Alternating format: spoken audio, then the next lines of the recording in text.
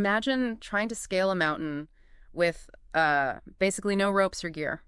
Seems impossible. Yeah, pretty daunting. But what if you could strategically connect with other climbers? You know, people with their own tools, maybe different routes. That's kind of the core of what we're exploring today. Mm-hmm. This deep dive is all about building your startup really from scratch, $0 budget, by, let's say, masterfully leveraging your network and embracing smart collaborations. Exactly. Yeah, we've looked at quite a few strategies, some real-world examples too, to bring you things you can actually do. Yep. Actionable insights. Right. Our goal is pretty straightforward. Give you, the learner, a practical guide, something to help you gain real traction, achieve meaningful growth without needing a big pile of cash. And to nail that down, we're focusing on 4 key areas. We've got strategic partnerships, Mm-hmm. mastering that art of zero-cost networking, Crucial. tapping into mentorship, getting that wisdom, and then unlocking the potential of joint ventures. So if you're ready to see how collaboration can be maybe your most valuable and free asset, well, let's dive in. Let's do it. Okay, first up, strategic partnerships. Sounds a bit, I don't know, corporate maybe? What does this actually look like on the ground for someone just starting out? Yeah, it doesn't have to be scary. Think of it more like finding allies, other businesses, maybe even individuals who aren't direct competitors.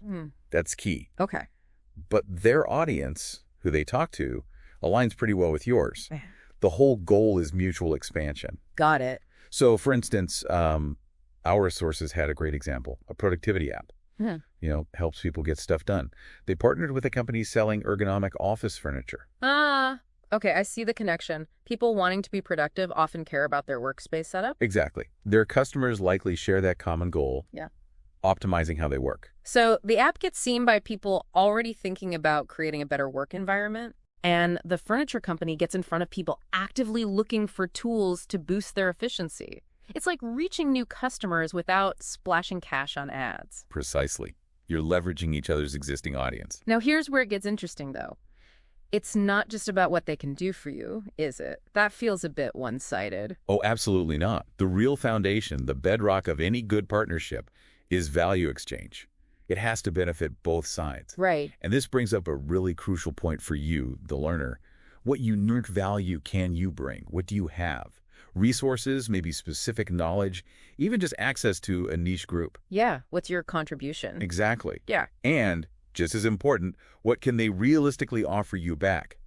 Thinking carefully about that balance right up front is honestly key to forming strong alliances that actually last. Okay, that makes sense. Let's shift gears a bit to networking. Now, for a lot of people, this feels like, oh gosh, a necessary evil, maybe? Reese, can feel that way sometimes.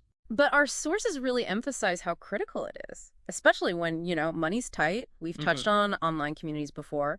How do we go beyond just lurking, just reading, and actually use these spaces effectively? Yeah, lurking doesn't build connections, does it? Yeah. The big shift is moving from just watching to actually contributing, actively engaging. How so? Well, share what you know. Offer your expertise, thoughtfully answer questions people are asking, offer genuine help within those online groups like forums or LinkedIn groups, wherever your people are. Okay. And what's fascinating is if you consistently show up as a valuable resource, someone helpful, connections just sort of happen. People remember who helped them out. It naturally attracts interest. It's like building social capital, but online. Yeah. You invest your knowledge, help others, and that goodwill can lead to opportunities down the line. You got it. Building that digital goodwill. But networking isn't purely digital, right? What about the real world? Meetups, industry conferences, those often cost money to attend. How do you crack that code on zero budget? Yeah, face-to-face still holds a lot of power. Build stronger bonds sometimes. Yeah. When the budget's zero, though, you got to get creative. So what's the play? The source material points to volunteering. It's a really effective strategy. Loads of events need volunteers to run smoothly. Ah, okay. And that can be your ticket in.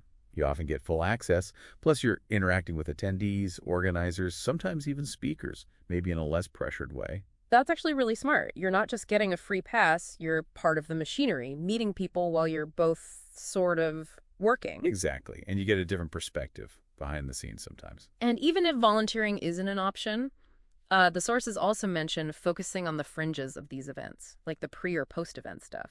Why is that valuable? Oh, yeah, those side gatherings can be gold mines. They tend to be Much more relaxed, more informal. It's pressure. Way less pressure. That's structured. Hi, what do you do? Vibe fades away. People are often more open to just having a real conversation, making connections without a strict agenda. You could have more authentic chats there. Okay, makes sense. So we're building our network, meeting people, but sometimes you need more than just a contact. You need actual guidance, right? Someone who's been there, done that. Let's talk mentorship. A big one. Having an experienced mentor sounds amazing, obviously invaluable, but how on earth do you find one when you can't offer, consulting fees or anything? It's not like putting out a job ad for a startup guru. Chuckle slightly. Yeah. Yeah, you can't just post that. It's a valid challenge, definitely. But the sources offer some good starting points. Like what? Well, start by identifying people in your field whose work or journey you really admire, who resonates with you. Okay. The first step isn't even outreach, really. It's engaging with their public stuff. Follow them on social media, actually participate in their webinars if they do them, read their articles, comment thoughtfully, immerse yourself in what they're putting out there. So you're showing genuine interest first, demonstrating you're not just asking cold. Precisely. You're showing you've invested time in understanding their perspective before you ever ask for theirs. Right. Okay. So once you've done that groundwork, what's the next step to actually maybe forging that mentor connection? Personalization is everything, like absolutely everything. Those generic, will you be my mentor requests, they rarely work. Yeah, I can imagine they get deleted pretty fast. Instantly. When you do reach out, maybe via a targeted email or a thoughtful LinkedIn message, you need to clearly show you've done that homework. Reference their specific work, their contributions. Be specific. Very specific. And have well thought out questions ready. Not just how do I succeed, but questions that show you appreciate their unique expertise. Ask something only they could likely answer well. Okay. That requires effort. It does. And what's interesting to remember here is that mentorship, even the unpaid kind, it still has this element of reciprocity. It's not totally one-sided. Ah, right. So even if you don't have money, you still need to offer something. Exactly. Mentorship isn't just taking. Even if you lack cash, your enthusiasm counts for a lot. Your genuine eagerness to learn, to actually apply their advice, that's valuable to a mentor. Showing you won't waste their time. Precisely. Yeah. And maybe you can even offer help with something specific, like if they mention needing research on a topic, or help testing something small. It shows commitment, makes you a more appealing person to invest time in. Makes sense. You're showing you're invested in the relationship too. Now let's explore something maybe a bit more involved. Joint ventures and collaborative projects.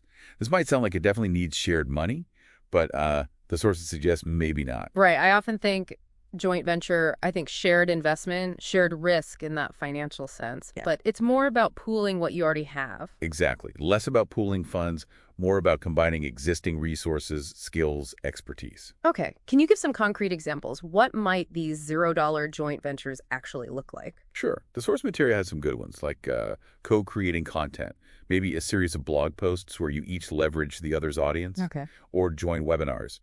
You both bring your expertise, share the platform, and reach a much broader combined audience than either could alone. Right? Cross-promotion built in.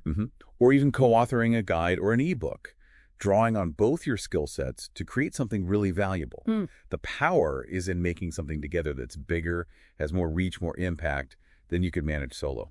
Yeah, that makes total sense. So if you're great at, say, building a product, but terrible at marketing, partnering with someone who has an engaged email list or social following could be a game changer. You bring the what, they bring the who.